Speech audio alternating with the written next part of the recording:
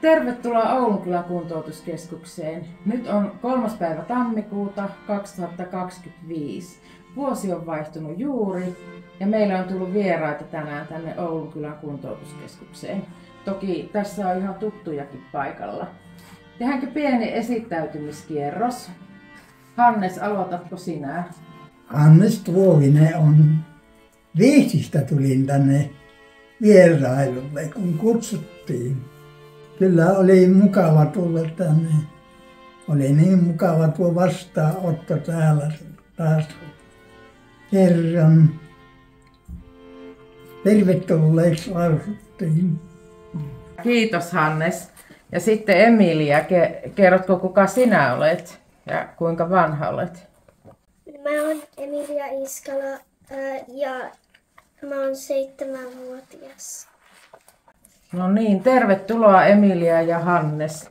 Ja minä olen Katja Ilvonen, tämän säätiön toimitusjohtaja, kuntoutuskeskuksen ja säätiön toimitusjohtaja. Nyt meillä on semmoinen tilanne, että Emilia haluaa Hannes haastatella sinua. 100-vuotiaita sotiemme veteraaneja ei ole montaa Suomessa. Ja nyt me järjestettiin tämmöinen tilaisuus, että Emilia pääsee haastattelemaan sinua. Ja Emilia on tehnyt kysymykset valmiiksi.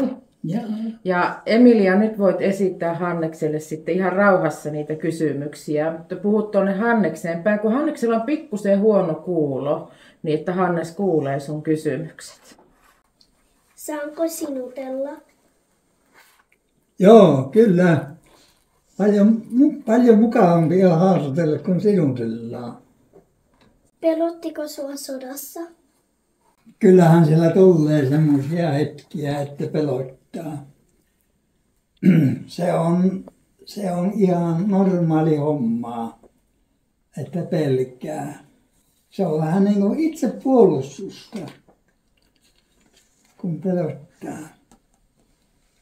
Missä sä nukuit siellä? Mikä? Missä sä nukuit siellä? Yleensä nukuttiin teltassa tai sitten taivaan alla kesällä, että ei ollut telttaa. Ja korsussa. Korsut oli tehty sinne maan alle ja siellä nukuttiin. Mitä sä söit siellä? Me syöttiin mitä saatiin. Ja kiitettiin sitten kun joudettiin. Mikä sun tehtävä oli? Minun tehtävä oli konekivääriampuja. Minä konekiväärillä ammuin. Kuka oli sun paras kaveri? Mitenkä? Kuka oli sun paras kaveri? Oliko siellä rintamalla semmoisia, oliko sulla lapsuuden kavereita tai naapureita tai muita tuttuja? Kaikki oli tuntemattomia. Kuka oli sun pomo? No joukkueen johtajahan se oli pomo.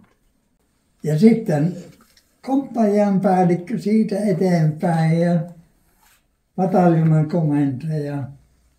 Pataljonan komentajan nimen en muistan.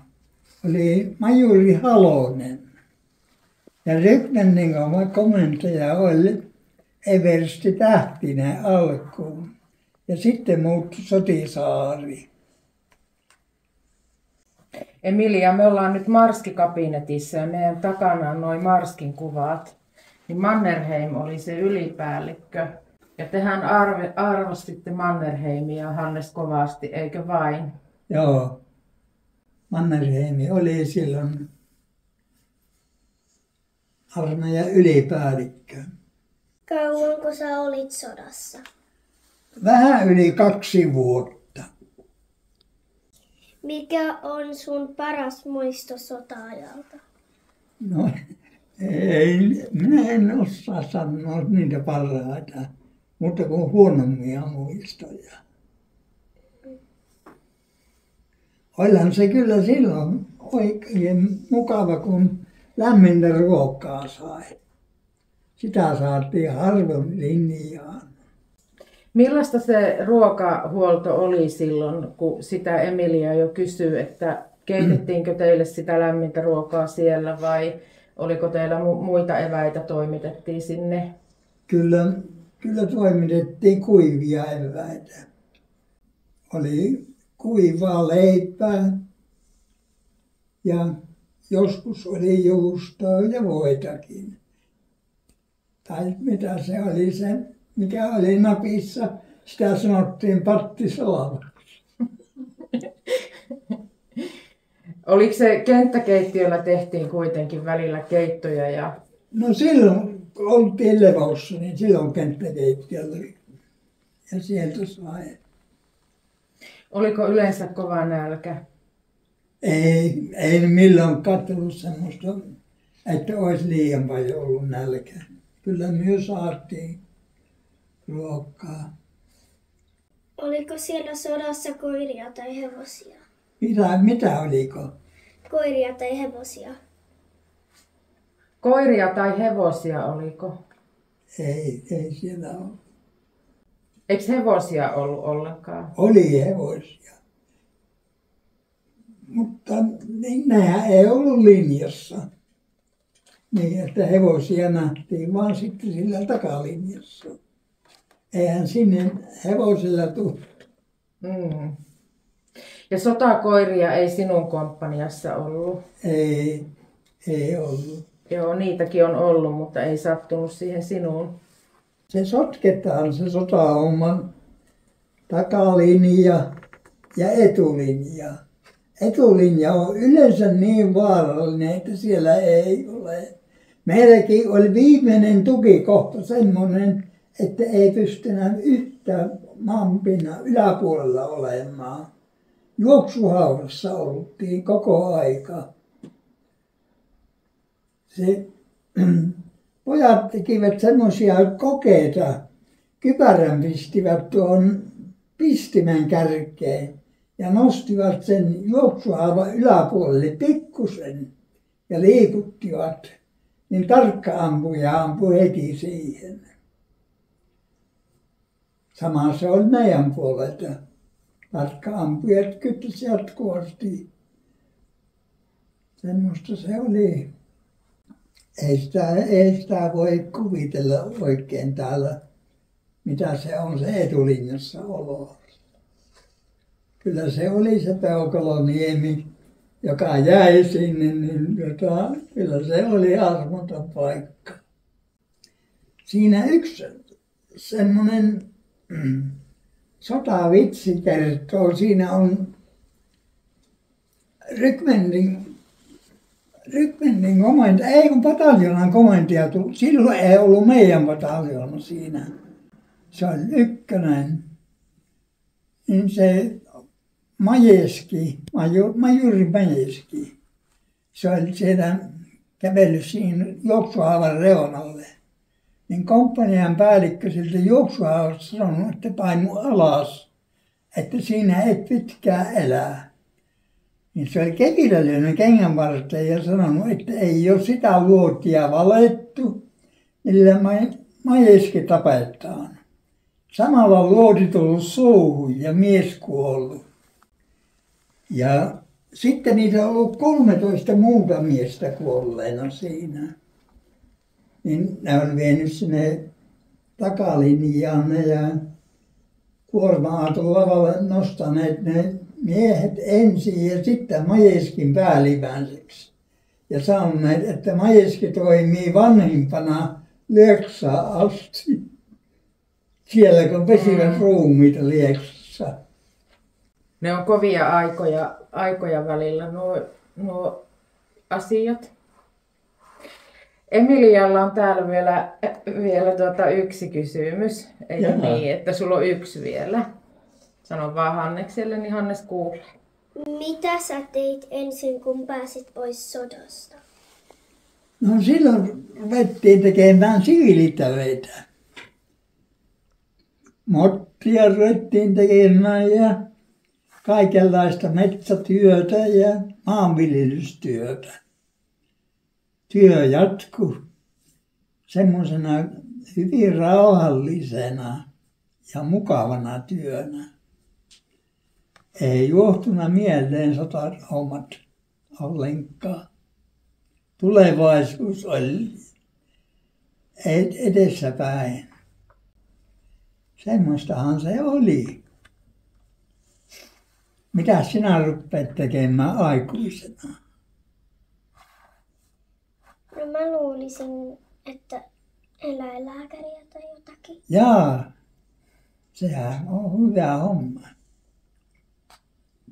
Kun sä oot ollut täällä meillä kuntoutuksessa, niin täällähän sä oot tavannut nuoria. Täällä on käynyt Varusmiesliitostakin henkilöitä sinua haastattelemassa.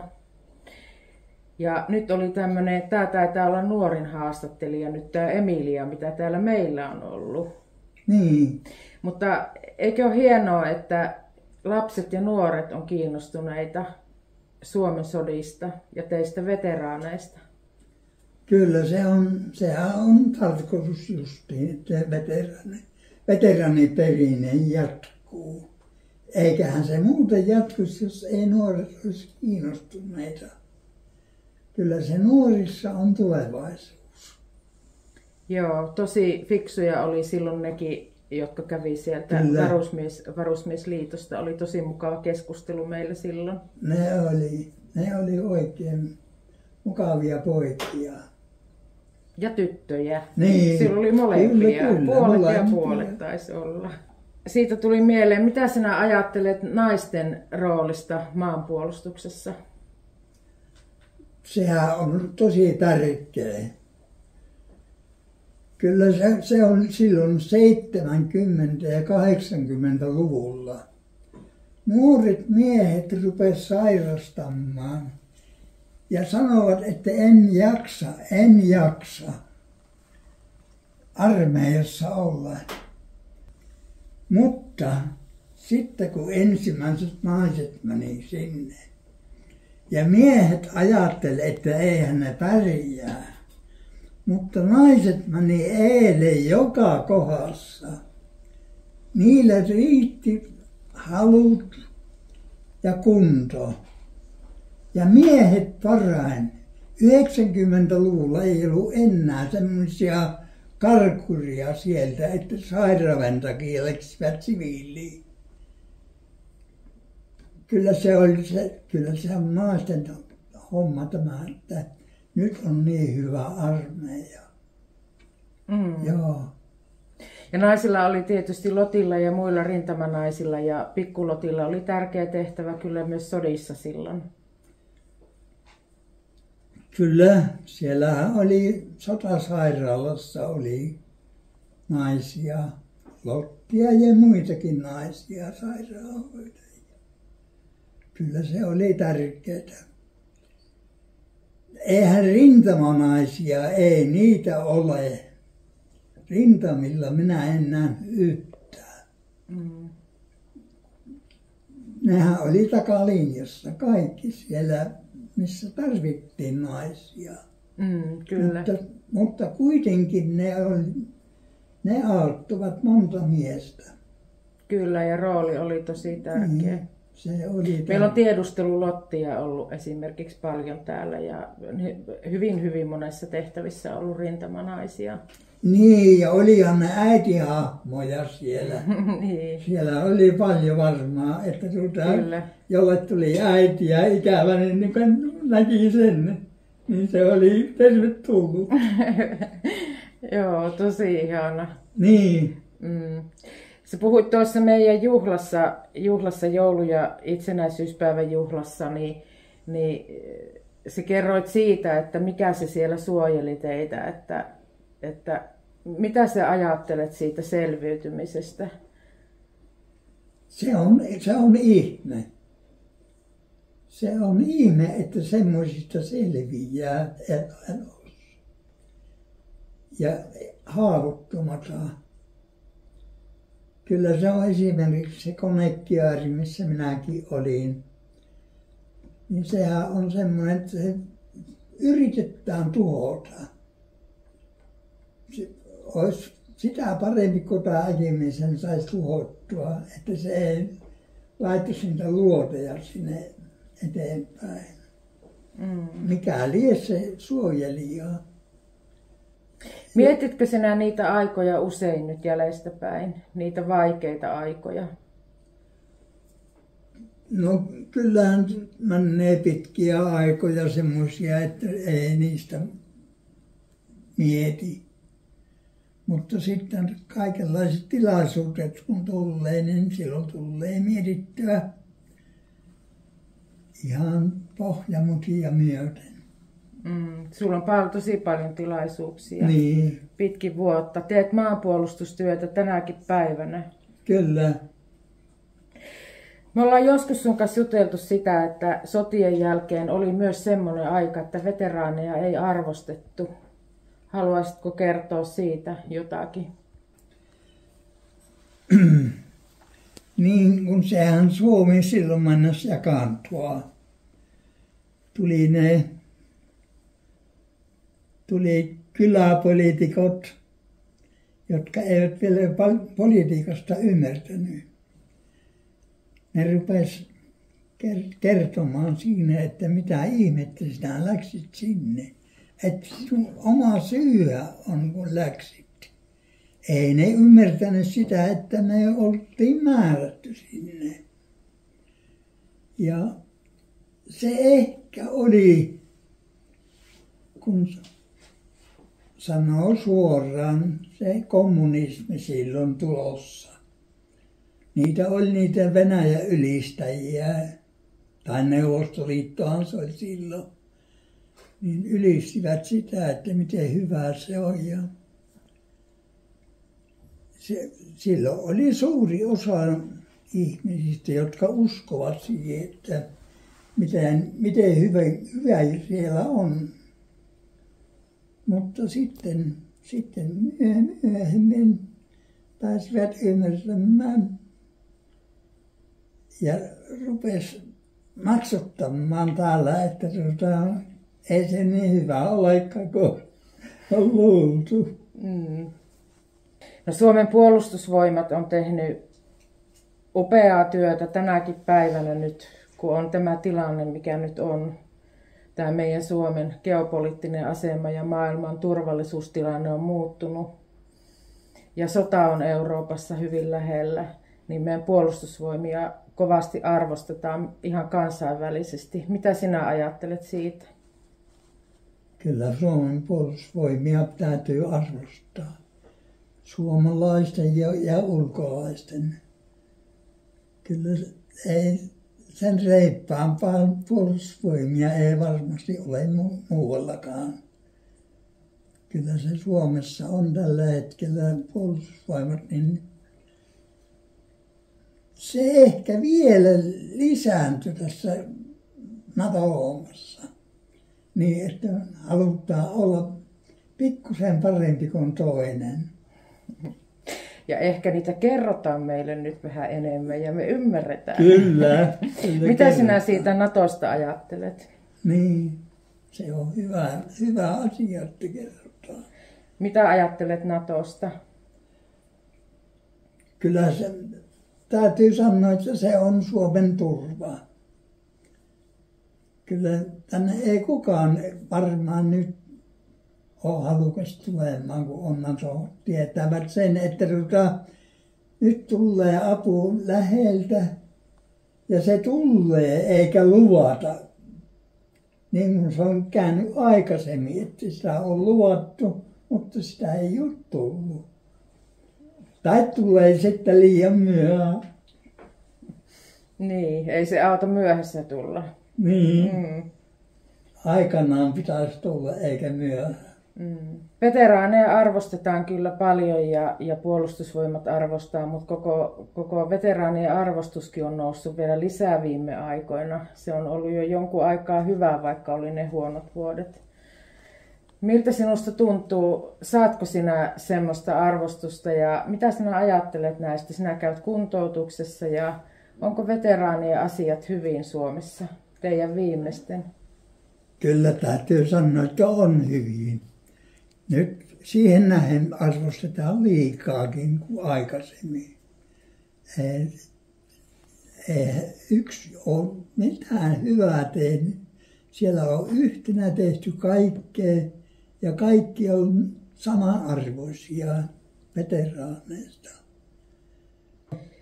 Kerrotko vielä lyhyesti, nyt mä oon oikeastaan kaikki kysynyt, mutta kerrotko lyhyesti siitä, miltä se tuntui, kun se rauha tuli? Mitä siinä niin kuin konkreettisesti tapahtui? Sä oot joskus mulle sitä kertonut.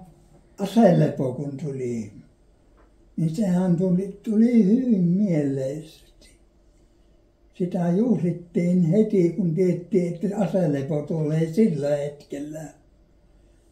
Ja aselepo kun tuli, niin Venäjä, Neuvostoliitto alkoi pillit sitten.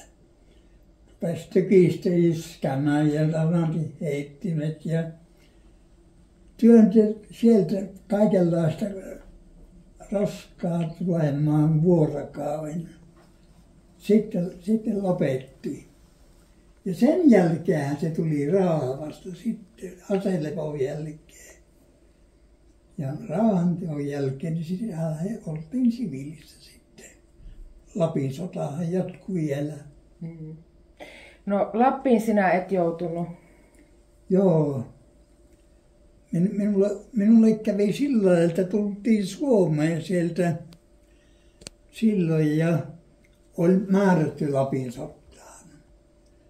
Mutta sitten tuli tieto, että minä joudun takaisin Neuvostoliittoon sinne Rokaileen suunnalle takaisin.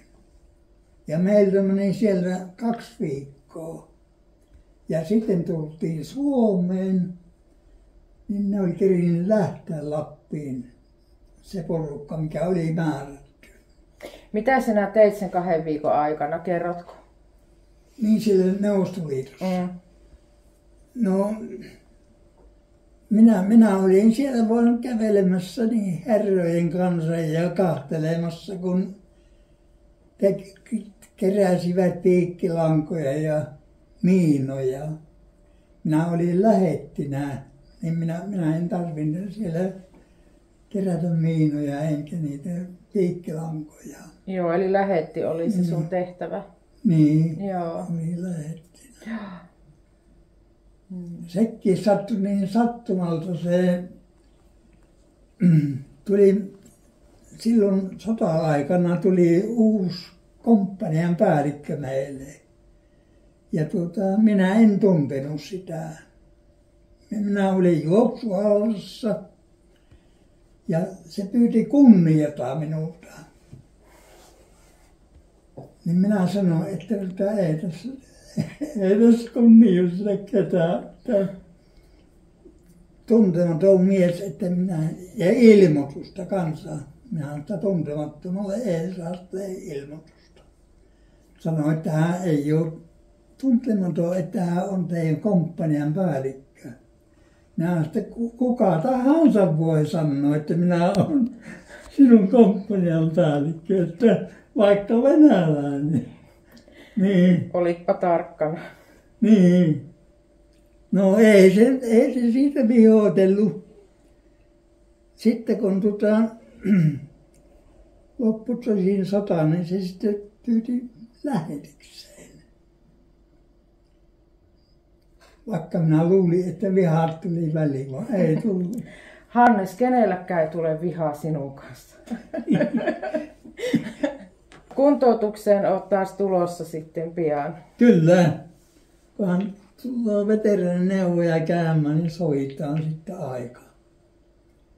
aika käydä tammikuussa. Oletko tykännyt kuntoutuksesta? Olen tykännyt.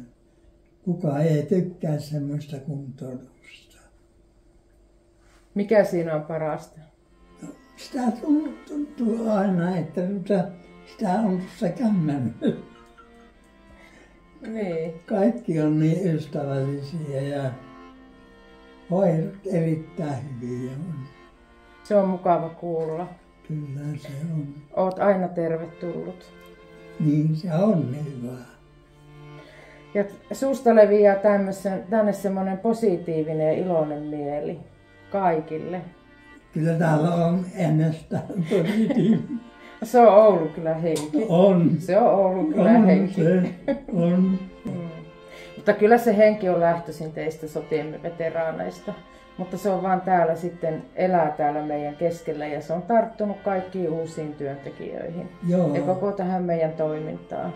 Niin. Siellä on samanlainen arvopohja olemassa. Kiitetään Hannesta yhdessä. Kiitos Hannes. Ja kiitos teille molemmille, Kiitos. että on saatu olla samassa porukassa täällä. Mä oon tuonut puukorin ja talvihanskat ja kirveksen. Pitäisikö minun pistää nämä käsineet kätteen? Mistä sinä teisit minun käsini koko? Kun sattuma justiin niin sopivat. No, varmaan isä tiesi sen. Joku on tiennyt.